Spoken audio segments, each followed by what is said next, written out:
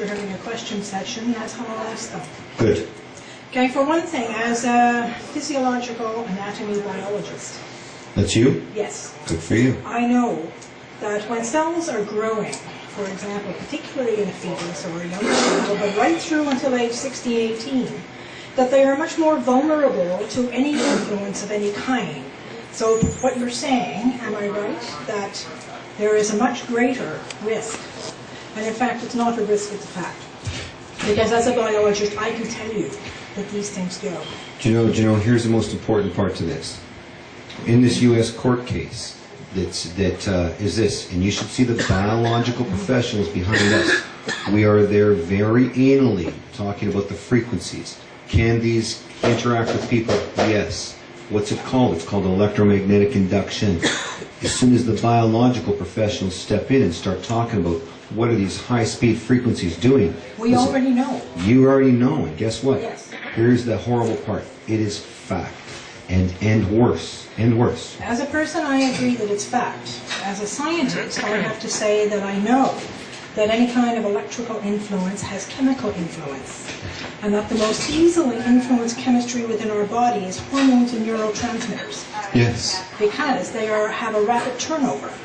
And the more rapid the turnover, the more effective any influence upon it at any given time. In other words, it's less protected because it's already dividing and changing.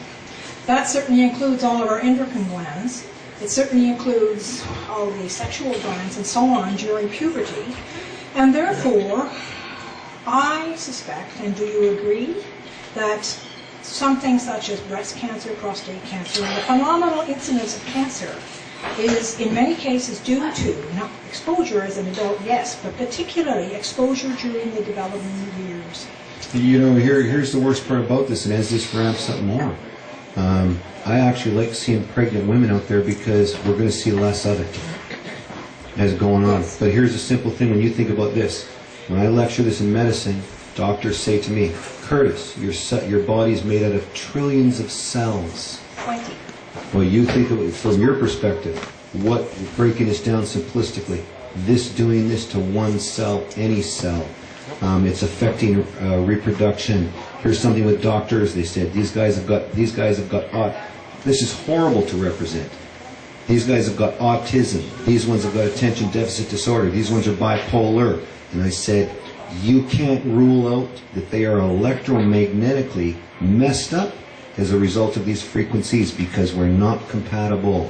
In the 80s, there was a lot of research done in Edmonton, actually, probably more than anywhere else, but lots of other places too, that indicated that the use of fluorescent lights within a classroom had a very significant influence on the increase, like about 10% of ADD, as in visible ADD. This information and this science, fully backed, was very available to practically everybody, but we still have fluorescent lights being put into our schools. Here's the horrible part with that. And again, you can appreciate this as a scientist. You can appreciate this as a professional, like this, a biological professional. Imagine a horrible code that says, hey, we're radiating the heck out of people, but we can't link this because we didn't invite electricians to this party, or invite the biological professionals to say, hey, we have frequencies, voltages, all of the above. Within the health profession, the medical profession, any aspect of it, within heavy science, then things are imposed to statistical analysis before they are put forward as fact. And I can tell you that anything that does not fall above a 98% consistency level is not regarded as significant and is tossed out. However, what that means is that when we read in a, say, health brochure that something like vitamin C may contribute to your health, it's there because the significance was so high, it was probably in the 90s. But it's put may instead of will because it wasn't over 98.6%. People need to know how to read these things, don't they? Listen, they do so much, and here's where that got complicated, and you can appreciate this more. We all have a different DNA. We've all got these different considerations, and where this escaped, and where these guys, here's the thing too, we're going to dig into this later on, where they need to find out who would allow a code or any law that was incomplete to move forward, because that in itself is disgusting, because even when I'm dealing with lawyers, I said, would you have agreed for anybody to move this code forward, safety code 6 or any code, with that mechanism missing? He said no, because as soon as you report the mechanism, you change it. So these guys, unfortunately, have 30 years to deal with this stuff and get away with it, where the telecommunications industry has said, and this is what's coming up in the U.S. courts, they've said, there's a possible link. Prove it. Take possible into court. But guess what we're doing? We're taking the possible out of that, and we're going to beat the heck out of it in court. And part of what I'm saying is that unless it's 98.6% compatible, they'll toss it. And that's bad science in my books, but that's the way statistics works. Here's the most important part with this, is that what you're talking about is, before they rage forward with anything, you have to incorporate all the professionals, be it building, be it biological, I don't be it all recall the any significant medical health input from this? into any of this stuff. Well, here's what would horrify you. It's out there. There isn't one person who is graduated as a nurse, physio, a doctor, a paramedic, any of these professionals, including a psychologist, as they stop and think, who doesn't know. That these are causing problems? Yes, that's well, right. Here's what you would like. And again, from that perspective, with that mechanism missing for all this time, one of the things that we started is, as soon as we reported this, I got a hold of medical education and the administrator related to that program, and I said, these frequencies are causing problems with people, and she said, prove it. You substantiate it, we'll lecture it. January 8th and 9th, for the first time ever, the dangers of these frequencies was lectured in medical education for education credits needed for licensing.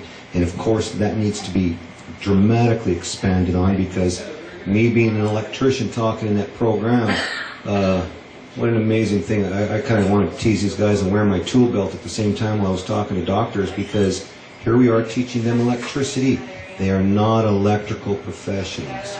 And that meaning those frequencies are very precise electrical information. And they're not health professionals. And and the thing is, then you're digging into different aspects of that too. So you got the wrong people invited to the party, and a big mess is being created as a result of. It's slightly indirect, but looking at it as a therapist, I use things like ultrasound, differential, and various goodies in private practice, if that's what I did most of the time.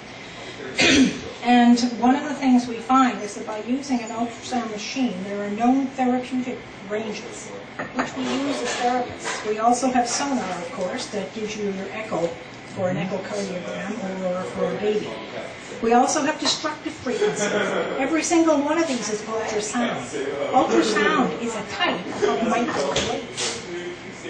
Here's what you're talking about here.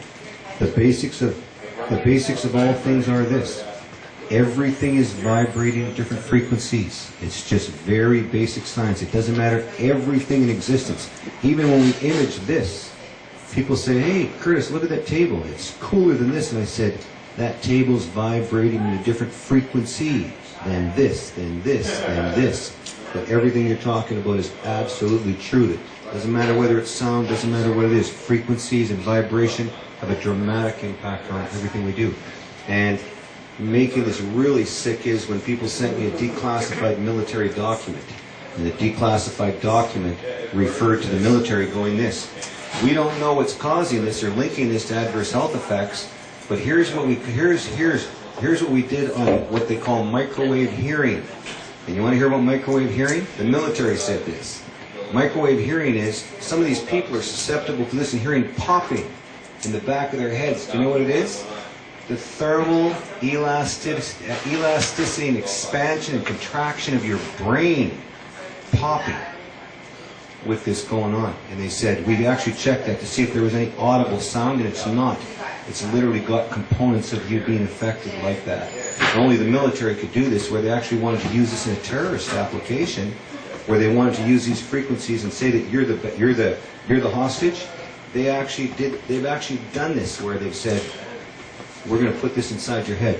1, 2, and do the same thing to talk about this. So horrible, horrible. More work has to be done from all fronts. Okay, thank you very much, Curtis. We got to wrap this up here. We are at the Fibonacci's here, and Mike was very kind enough to let us come in here and Yes, Mike is the... Mike, owner listen, here. I want to thank you very much too, because the importance to your children, for what you're doing, the importance to your family, to you later on, all the above. And I want to thank you guys for being very progressive here, and we're not here as lobbyists. The law is the law, and facts are facts.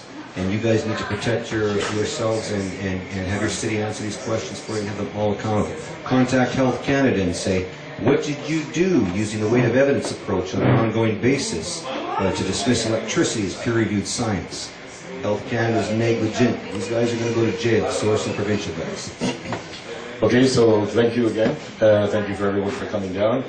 By the way, part of what Supporting Locals does as well is we, aside from trying to reconnect community and raising awareness, which you can always go and visit the website, www.supportinglocals.ca, is we also try to promote local businesses that are locally owned and ethical. And Mike's the owner here at Bennett. They are locally owned, him and his wife and his 2 kids.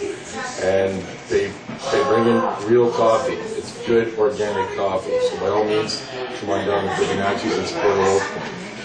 Thank you again, and have a great evening.